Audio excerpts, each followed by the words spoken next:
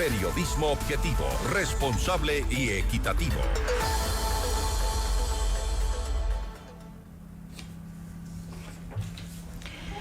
Guayaquil y Manta han sido el epicentro de ataques armados registrados durante los últimos días. Y Fausto Buenaño, nuevo ministro del Interior, deberá afrontar esta reciente ola de violencia.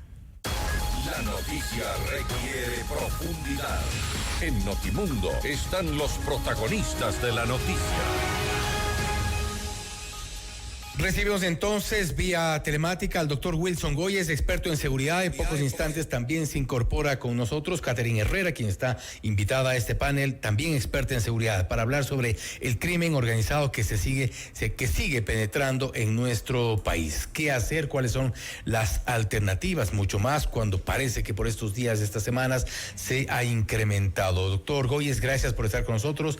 Fausto Yepes y María del Carmen, les saludamos desde los estudios de FM Mundo. Bienvenido, y también le damos la bienvenida a Catherine Herrera, que se incorpora ya acá en vivo en los estudios de FM Mundo. Bienvenidos a los dos. Muy buenas tardes, muchas gracias. Gracias también Mil disculpas. Gracias, sí, estamos al aire. Catherine, bienvenida. ¿Cómo está, Fausto? ¿Cómo está acá? Muy buenas tardes y a toda la audiencia, qué gusto estar acá. Mil disculpas, pero bueno, ya estamos acá. Ya estamos acá, y lo que vamos a hablar, que es un tema que preocupa a todos los ecuatorianos, sobre todo la seguridad. Más de un año de haberse decretado el conflicto armado interno, se ha anunciado también desde el inicio del gobierno el famoso Plan Fénix. No obstante, estamos viviendo horas de real violencia en nuestro país, y esto ha generado preocupación. Estrenamos ya un ministro del Interior, Fausto Buenaño. ¿Cuáles son las alternativas que tiene el ministro entrante? Habíamos dado ya la bienvenida a Wilson. Wilson, le escuchamos. Bueno, muy buenas tardes y saludos también a la audiencia de FM Mundo. Sin lugar a dudas, la seguridad nacional es la condición indispensable pues para garantizar la integridad no solo de la soberanía nacional, sino también para garantizar la integridad de los hombres, los derechos, las libertades. Y de ahí que este contexto, ¿no?, que se ha dado pues últimamente de criminalidad en el sector de Durán especialmente y en Guayaquil, hay que ponerle en el contexto general, ¿no? Un contexto que estamos lógicamente viviendo un tema de elecciones, en donde, claro, estos grupos de delincuencia organizada también se hacen presente, ¿no? Estos son señales, lógicamente, de que ellos están empoderándose del territorio, empoderándose, ¿no?, del desarrollo de esas organizaciones delictivas, que lo único que hacen, lógicamente, es encaminar, ¿no?, la ruta de la droga y también el micro tráfico, ¿no? Y lógicamente esto convulsiona, porque son pandillas en ese sentido, pues ya grupos delincuenciales que están anclados, ¿no?, a organizaciones internacionales, y estas organizaciones internacionales lógicamente tienen el suficiente poder económico, pero Wilson, tienen un poder, ¿no?, para traficar armas que les permiten armarse a estos grupos delincuenciales. Y ahora bien, han Wilson, un impacto significativo, no solamente en el tema social, sino en el tema económico. Y como digo, hay que ponerlo todo en el contexto. Estamos viviendo época de elecciones, quieren hacerse presentes, están enviando señales al gobierno, están enviando señales a las Fuerzas Armadas que han cumplido exitosamente su labor en el sector, y lógicamente vienen las represalias, ¿no? Lamentable, por cierto, el asesinato vil, ¿no?, del teniente coronel de la Fuerza Aérea, Porfirio Cedeño. Es un hecho repudiable que toda la sociedad ecuatoriana debería estar alerta. Y por ende, lógicamente, salen por allí temas muy importantísimos como el de la seguridad, ¿no? Seguridad individual, seguridad familiar, seguridad colectiva y la seguridad mismo nacional. Tenemos un enemigo poderoso, ¿no?, que son estas bandas delincuenciales, lógicamente, que están muy ancladas al tema del narcotráfico, y tenemos que enfrentarnos a ellos. Igual forma, ¿no?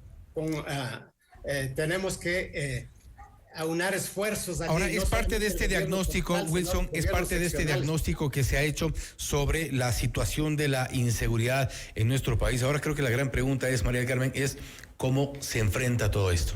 No, yo también tengo una pregunta adicional y es qué tan oportuno, conversamos ahora con Catherine que se acaba de integrar al panel, qué tan oportuno es este cambio que ha hecho el actual gobierno, es decir, el cambio del ministro del Interior, ahora... ¿Tiene un perfil adecuado Fausto Buenaño para ocupar esa posición, ese cargo? A ver, es que estamos viendo un poco de la continuidad, ¿no? O sea, lo que estamos enfrentando es dos aristas. Sí, una de las amenazas que tiene el Estado ecuatoriano es el crimen organizado, pero no es la única. Hay que tener en cuenta cuál es la necesidad urgente de lo que tiene el ciudadano. El ciudadano del día a día tiene la preocupación del secuestro, de la vacuna, de la estafa, ¿no? De la extorsión. ¿Qué política pública está haciendo el gobierno? ¿Qué política pública integral se está implementando? ¿Lo está ejecutando o no? Entonces, estamos ante un nuevo actor, ante un nuevo ministro que viene haciendo la misma receta, que quiere decir militarismo, es decir, no van a haber cambios, mano dura. Va a ser un cambio, va a ser una nueva arista. Entonces, sí hubiera sido pertinente que exista un nuevo actor en donde se formule una política pública integral, que sea el nuevo rostro, en donde se garantice que los nuevos indicadores de seguridad vayan hacia una protección de la ciudadanía, hacia la protección de la seguridad ciudadana. ¿Pero cuál habría sido el perfil diferenciador para no tener esta continuidad? Porque si seguimos haciendo lo mismo, el resultado va a ser el mismo. Totalmente. Entonces, lo más importante hubiera sido el separar, ¿no? Una cosa es la fuerza pública, el tema de operaciones, y otra cosa es justamente los ministerios, tanto el Ministerio de Defensa como el Ministerio del Interior, quienes son los encargados de realizar la parte de la política pública. ¿Qué quiere decir esto? Quienes realicen la parte de prevención, de seguridad ciudadana, quienes realicen la parte de política pública de combate del crimen organizado, estrategias para reducir los índices de homicidios, de tasas de delincuencia. ¿Cómo puedo hacer yo para que el Estado ecuatoriano sea más estratégico y tener menos índices delictivos? En otras palabras, una política pública criminal o una política en temas de materia de seguridad no se mide por cuán mano dura se puede implementar, porque esas son medidas temporales o más bien coyunturales que va a tener efecto mediático, pero no efectivo. Pero igual tiene que haber. Sí, tiene que ver, pero no es eficiente. A largo plazo, digamos. No es eficiente ni siquiera inmediatamente, porque usted va a tener resultados que pueden reducir, pero van a desplazar hacia otros espacios en donde ni siquiera existía problemas de inseguridad. Pongamos ejemplo lo que ha sucedido en bloques de seguridad en Manabí o lo que ha pasado en Guayas. Entonces hemos trasladado todo el componente de seguridad en lo que ha sido cantones de Manta, Puerto Viejo, James, etcétera, en donde se ha ido toda la fuerza pública, pero ahora tenemos cantones de la sierra o incluso acá mismo en ciertos sectores de Quito, en donde se ha crecido también el tema delictivo. ¿Y eso qué es lo que ha hecho? Que si bien nosotros ya teníamos algún tipo de incidencia delictivo, pero lo que ha sucedido es que se ha trasladado estas estructuras criminales en conjunto con su actividad delictiva. Entonces, no únicamente te va a reducir la actividad delictiva, no te garantiza que te reduce la actividad delictiva, sino que te va a trasladar a eso. Si tú no tienes una política pública en donde tus indicadores de seguridad apunten a cómo proteger al ciudadano con las necesidades urgentes en temas de seguridad, no vas a tener factores que te pueda garantizar que va a medir eso. Entonces, un ministro, o más bien, una política pública de seguridad debe estar orientado en el qué, en el cómo, medidores de evaluación, hacia dónde va esa política pública, y claro que debe estar algo muy valioso que debe estar apuntado ahora, es que nos falta tener un sistema de seguridad integral. Es decir, tenemos problemas de crimen organizado, que eso no lo podemos hacer únicamente como Estado independiente. Tenemos problemas de seguridad ciudadana, nuevos delitos, pero necesitamos un ente coordinador que me regule la parte de inteligencia, la parte de seguridad ciudadana, la parte de seguridad interna, pero también la parte de seguridad pública. Y aquí lo que ha tocado, Catherine, que creo que es importante, doctor Goyes, la parte de inteligencia. Creo que ese ha sido uno de los principales, como se dice vulgarmente, la pata flaca de esta administración. Es decir, no hay realmente un trabajo de inteligencia que nos apunte a detectar el tipo de operaciones, como decía Catherine, dónde, cuándo operan este tipo de organizaciones. ¿Cómo llegamos a eso? Doctor Goyes, está apagado su micrófono. No sé si podemos encenderlo, por favor. Sin lugar a dudas, el tema de la inteligencia es fundamental, ¿no? El brindarle de todas las herramientas tecnológicas que puedan obtener con la finalidad de anticiparse a los acontecimientos, ¿no? Estamos viviendo justamente este acontecimiento que decía yo, pues, el asesinato, ¿no? del teniente coronel Porfirio Cedeño, ¿no? Que era el jefe operativo en uno de los sectores más delictivos del país, ¿no? Que ha llegado a niveles internacionales ya por su grado, ¿no? de homicidios. Entonces, la seguridad, miren ustedes cómo la seguridad, ¿no? de él, claro, no estuvo, ¿no? Como para anticiparse a los acontecimientos, cuando, claro, la inteligencia siempre está, ¿no? Recabando información, lógicamente, para procesarla y blindar estos operativos. Pero vemos allí, pues, que ha habido, claro, una debilidad. En el centro de operaciones, lógicamente, integrales ya de inteligencia, tiene que haber una armonización, ¿no? Una armonización, claro, de todas las organizaciones que están participando, lógicamente, en la puerta pública, como para que puedan procesarla y puedan tomar las acciones más prudentes, ¿no? Respecto de los operativos que se puedan realizar.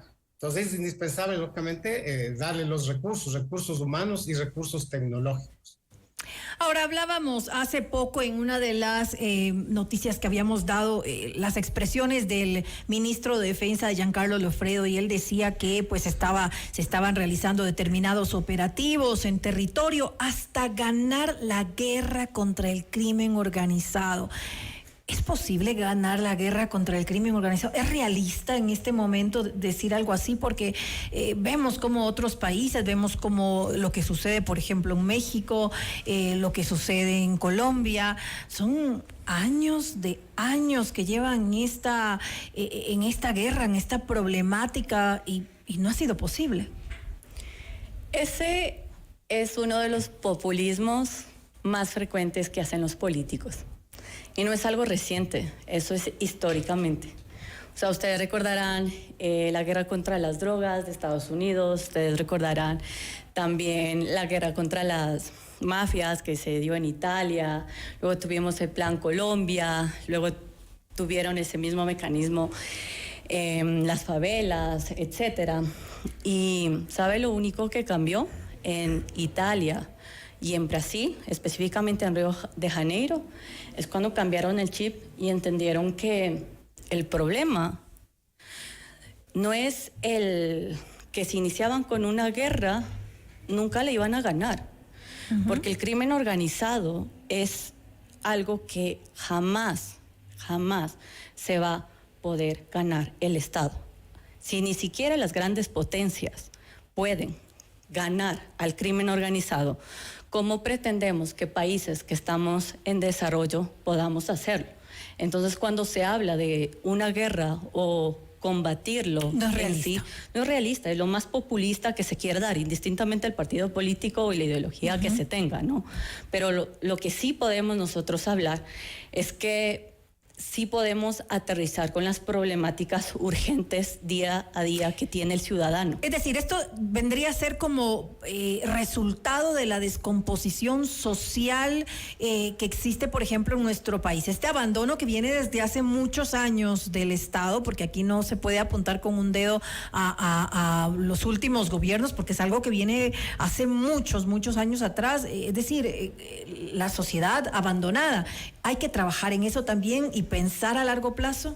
Hay dos componentes. A ver, el crimen organizado es un fenómeno en sí que se alimenta, es como un negocio transnacional que financia el terrorismo, que financia la política y que financia en sí a estructuras criminales locales que les sirven como operadores para su dinámica nacional y que inyecta dinero a los países para que puedan operar a economías locales. En nuestro caso, en Ecuador, pues financia estas economías locales como es minería ilegal, como es el tema de vacunas, extorsiones, para que se puedan proliferar nuevos grupos de delincuencia organizada, etcétera.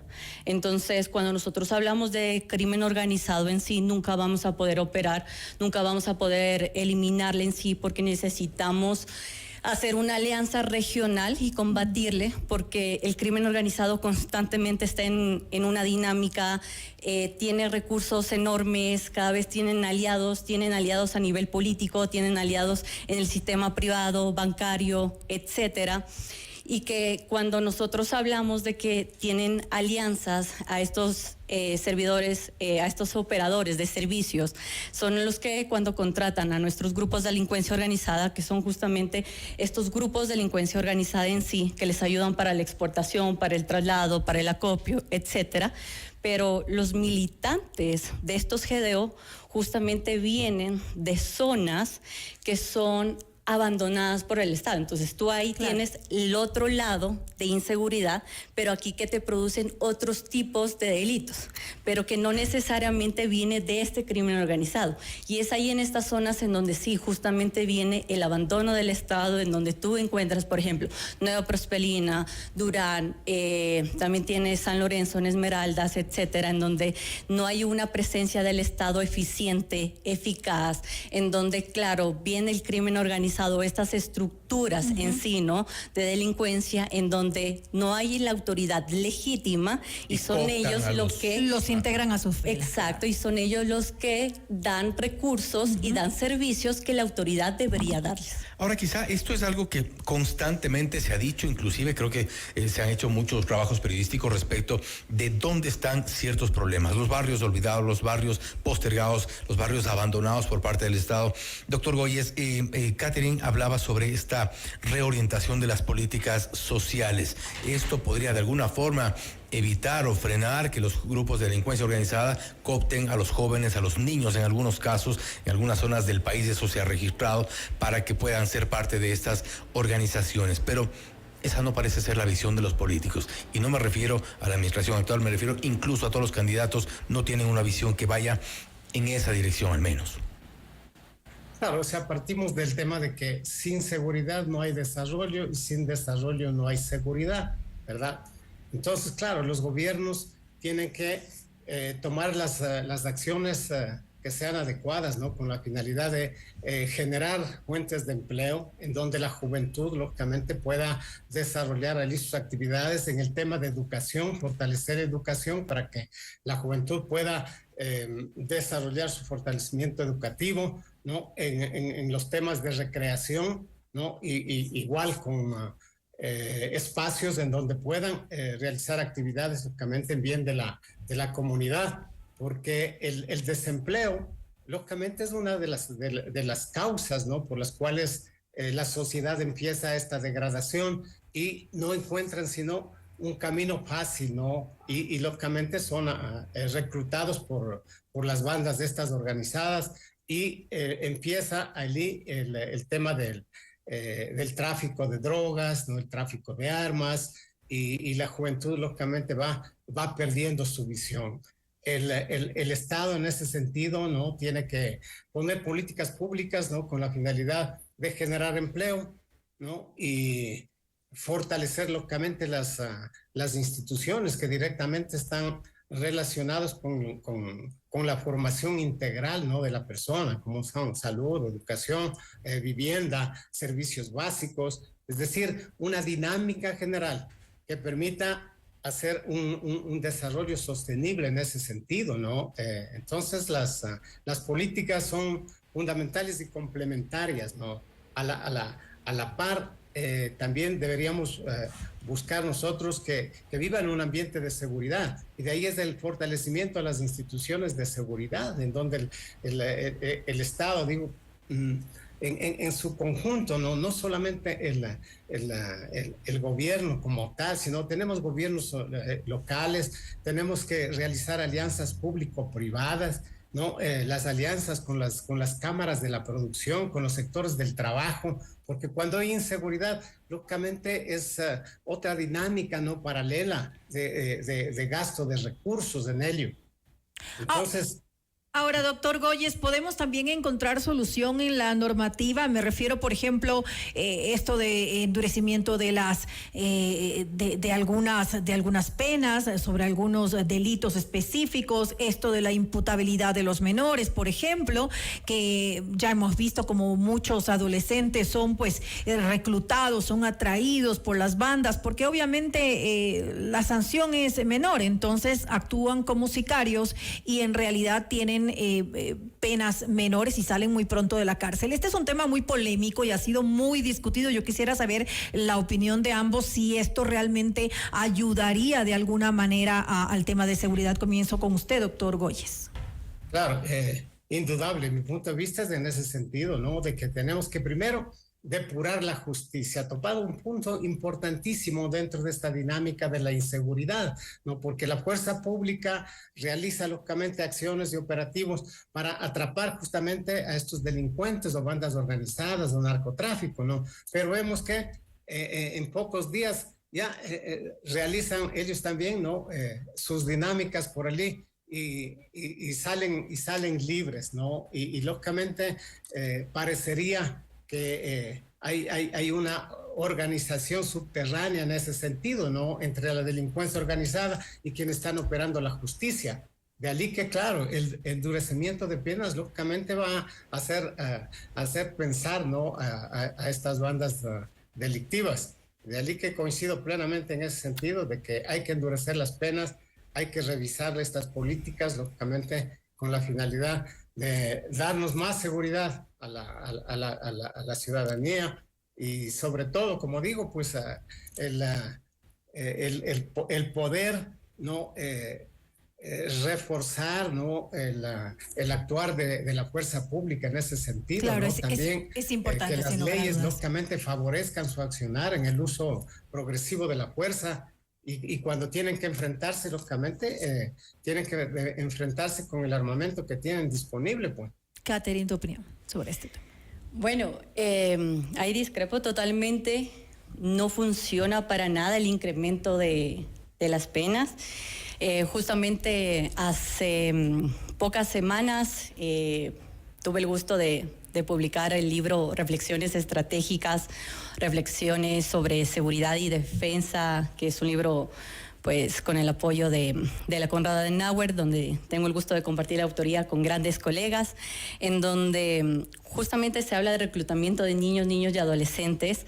Y claro, este tema del incremento de penas no sirve, ya que las estructuras criminales no les interesa si es que los menores van a las cárceles o no, debido a que hay tanta ausencia del Estado en zonas en donde ni siquiera hay empleo, donde no hay esa capacidad para que el niño nuevamente vaya a las escuelas. Es que el problema no es que no existe escuelas, sino que no hay ese nivel de que regrese a las escuelas o que se garantice que exista la continuidad, etcétera, sino más bien ellos lo ven de una forma muy simple, en que si van a los centros de adolescentes para conflictos con la ley, es una oportunidad porque son los mismos adolescentes que pueden reclutar a otros menores para que continúen dentro de sus filas, o si es que los menores que forman parte de estas estructuras delincuencia organizada mueren, ellos pueden simplemente reclutar a otros menores que están dentro de estas zonas. En otras palabras, son como personas desechables, son como menores desechables que a la vuelta de la esquina van a otras zonas y pueden reclutar a más personas. O sea, es así de simple. Entonces, si es que hay un incremento de penas o no, debido al abandono del Estado, a la falta de política pública en temas de prevención y a esa vulneración en cuanto a revictimización de los niñas y adolescentes que caen en el sistema de rehabilitación social, pues les vuelve muy vulnerables. O sea, no. Pero no debería tal vez sí verse el tipo de delito que cometen. Por ejemplo, en Estados Unidos. En Estados Unidos los menores son muchas veces juzgados dependiendo del crimen que cometen. Entonces, en crímenes que son terribles, como asesinatos o como violaciones, ya son juzgados como adultos. Eso debería tal vez de alguna manera tomarse en cuenta. El tema acá en Ecuador es que nosotros pensamos que la solución es incrementar la pena y así los GDO van a dejar de utilizar a menores, y no nos damos cuenta que esa es una forma para reclutar a más menores que ya tuvieron alguna experiencia con una actividad penada por la ley. Ahora ellos se vuelven personas desechables para estos grupos de delincuencia organizada. Claro, porque para ellos están dentro de estos centros de rehabilitación social. Son los mismos menores que pueden reclutar a otros menores que incluso ya han tenido otra experiencia. Incluso ciertos menores que no hayan pertenecido a un GDO, pero que hayan robado, que hayan asaltado con arma blanca, o sea, por un tema de necesidad. Listo, pero que ya tuvieron una experiencia previa, entonces en ese momento ya los hacen partícipe, etcétera, les pagan un monto extra, qué sé yo, pero ya es una forma de que ellos también puedan tener más militantes dentro de sus filas. O simplemente si llegan a uno de estos menores, que es una de las primeras muertes, ¿no? Porque niños mueren en el estado ecuatoriano, igual les da de menos.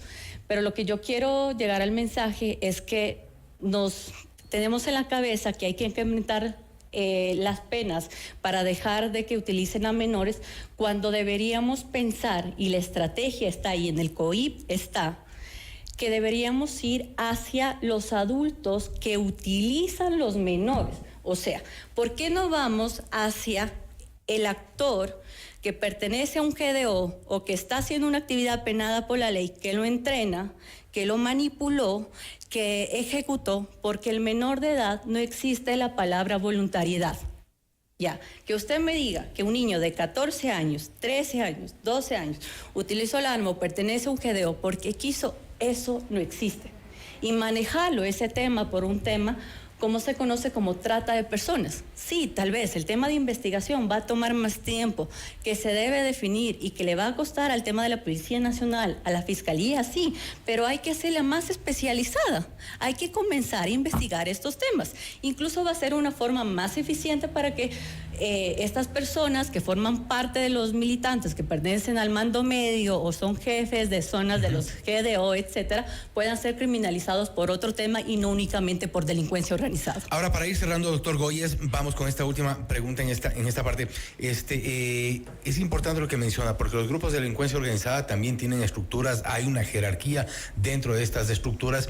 Muchos de los menores también, en el momento que se inician esto sin un cabal conocimiento de lo que realmente están haciendo, un poco de acuerdo a ciertas teorías, también aspiran a crecer en esta jerarquía, en esta suerte de organización. ¿Cómo desarmar eso desde abajo? Porque creo que los planteamientos son importantes. El hecho de tener mano dura, de entregar patrulleros, de comprar chalecos, comprar balas, comprar cascos, comprar tanques, no es realmente la solución de fondo. ¿Cuál plantearía usted?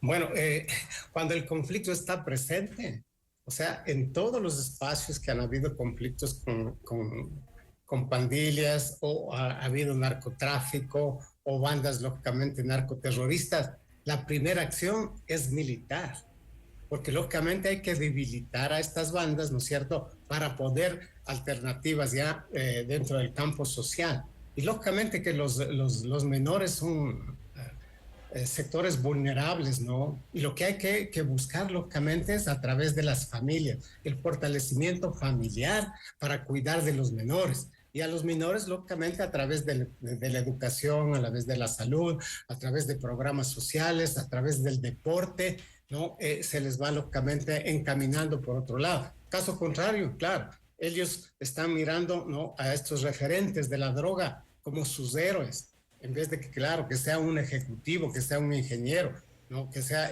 su referente de formación. Entonces, claro, tenemos que atacar en ambas áreas. Pero en primer lugar, el tema de la fuerza pública es fundamental. En todas las áreas de conflicto en el mundo, la acción militar es la primera para neutralizar justamente a las bandas de narcotráfico, a las pandillas o delincuentes. Y luego, lógicamente, viene el tema social, como para ir rehabilitando, ¿no es cierto? De alguna manera podríamos decir entonces que la estrategia en parte podría mantenerse, pero debería estar acompañada de un plan integral para verlo, pensarlo a largo plazo.